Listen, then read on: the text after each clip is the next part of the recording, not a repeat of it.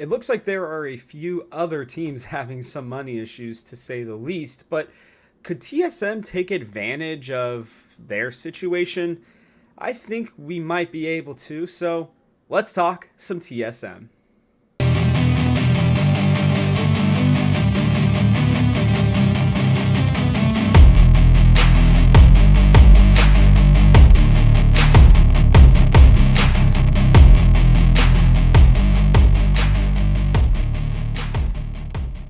Hello, everybody. Welcome back to Talking TSM. I'm Robert, and I'm excited to talk to you guys about what I think could be happening slash could happen that could, I guess, help TSM in the future. So if you didn't see this, the big news over the weekend was an LCS update by Evil Geniuses, where they stated, EG takes great pride in our commitment and competitive performance and talent development. After the outcome of our 2023 spring split season, we will be making roster changes that fully align with this commitment. We will continue to share updates as we look forward to building up our team and preparing for our summer split. Now, then it was reported by LCS EV and a few other places that they're potentially changing everybody on the roster. And even Travis, in his latest video, which you should go check out, talked about the fact that he thinks that they could be going full budget. Now, the one thing that I will say, potentially, I don't know where there's a contradiction to that, is that they are fully aligning with this commitment. Now, this could be just true, PR BS talk, to be honest with you. I actually would be more surprised if it wasn't, but, because I think Travis is probably right from what I am also hearing. I think EG is, I don't know, they're in a predicament, to say the least. And then after this announcement, just a few hours ago, you have Vulcan signing with a European agency and being in Berlin. Now, there are a couple things that this could mean. Maybe he's just in Berlin, to watch LEC finals, because he does end up hanging out with Niski, his former Cloud9 teammate. And then I'm assuming he's going to go to MSI in London next week. So maybe he's just traveling during the off season. But it feels like, a very weird time for him to really be, I don't know, it feels like maybe a coincidence at best that he is in Berlin, signs with an LEC, or not an LEC, a European agency, talent agency, and Evil Geniuses puts out that they're basically replacing or changing up everybody. Now, one thing I've heard is that Evil Geniuses, I've been hearing this for a while now, is that Evil Geniuses have been having a bit of a struggle between the players and the management and all these other things, right? Now, how much of that is true, I don't really know. But it feels like with all of these players potentially leaving, that there's some truth to the matter that, EG's upper management and maybe even some of their coaches didn't really get along or see eye to eye with the players. And with player salaries kind of ballooning over the last few years, it feels like a lot of these teams are making necessary changes to be able to stay afloat.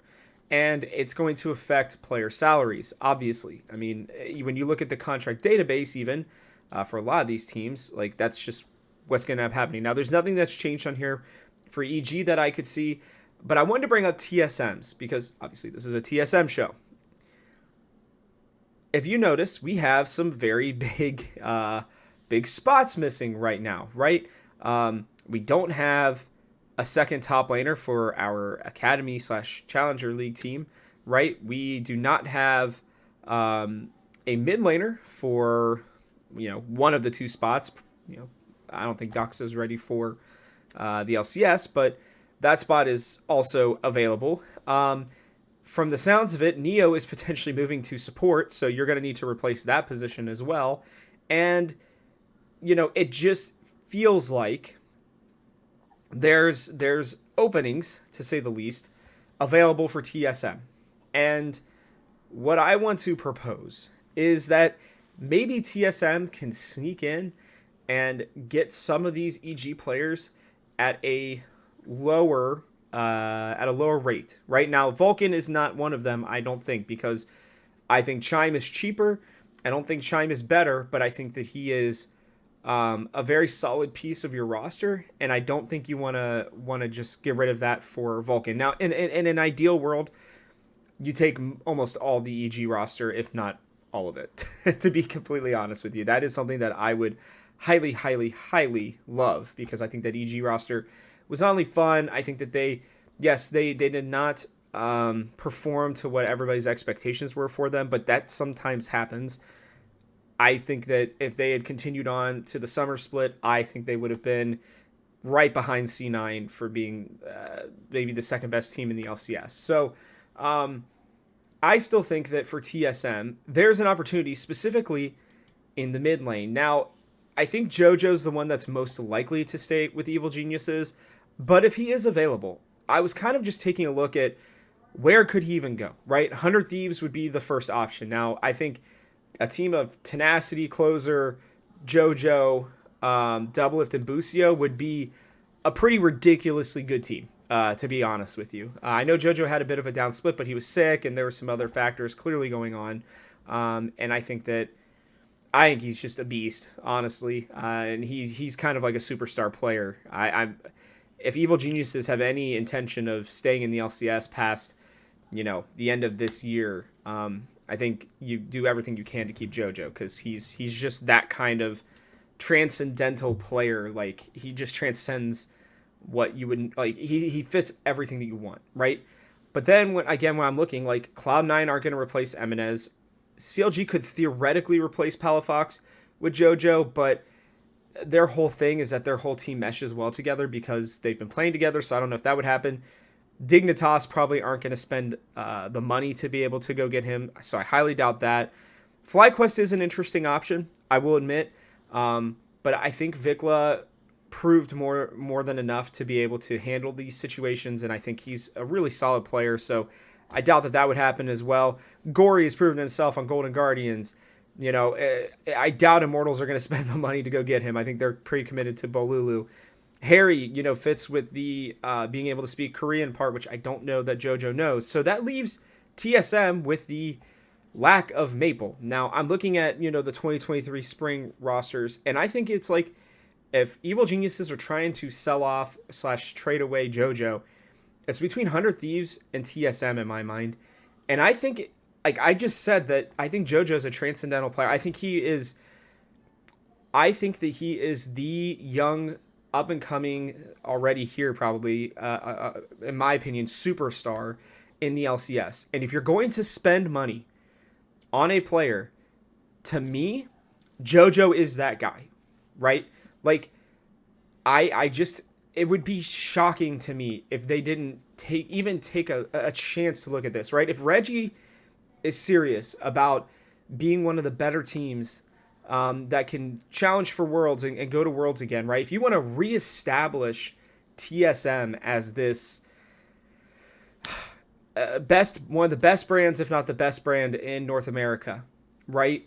That's the kind of player that you go out and get. That's the kind of guy that can turn around this entire thing, because when you have a great player, other players will come to you to want to play with you and potentially take less money, right? So then you're saving money as well by getting this one player. People did it for Bjergsen all the time. It was talked about years ago where, people wanted to play with TSM because of Bjergsen, right? As much as anything. And so when I'm looking at this team, and yeah, I don't think JoJo's going to want Boogie to be his jungler. I don't know who they would get.